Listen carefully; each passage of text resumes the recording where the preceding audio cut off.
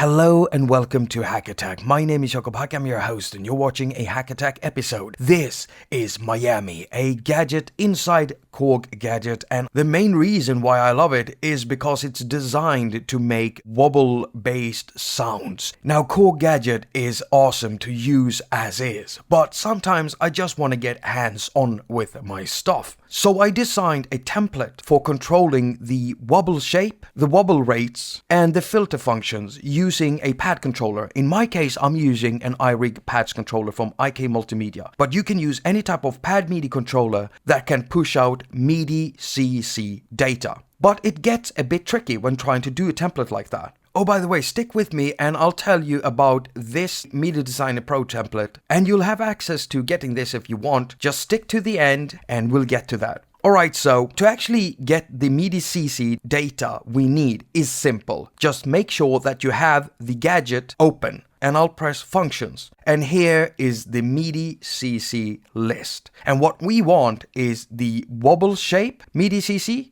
and the wobble rate CC. So the rate is CC91 and the shape is 89. Now that we have the MIDI CCs, we need to identify what values triggers each of the shapes inside the shape control and each of the individual rates inside the rate control. But don't worry, I've already done this. Down in the description, you will find a link. When you click that, you will get to this picture. And here are the values that you need to put into your MIDI controller. So to control the wobble shape or waveform, as I'm calling it here, you need to assign 4 buttons to send out MIDI CC 89, and then the individual values are 1, 40, 80, and 127. This is how you trigger the different waveforms.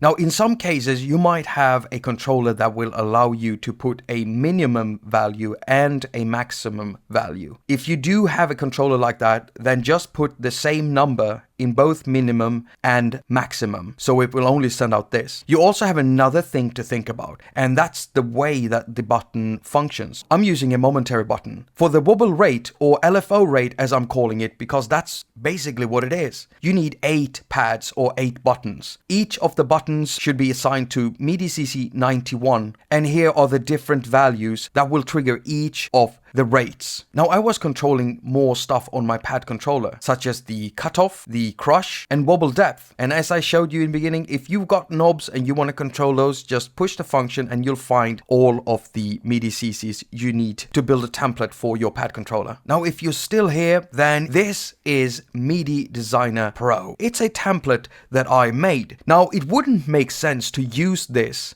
on the same iPad as you're using KORG Gadget.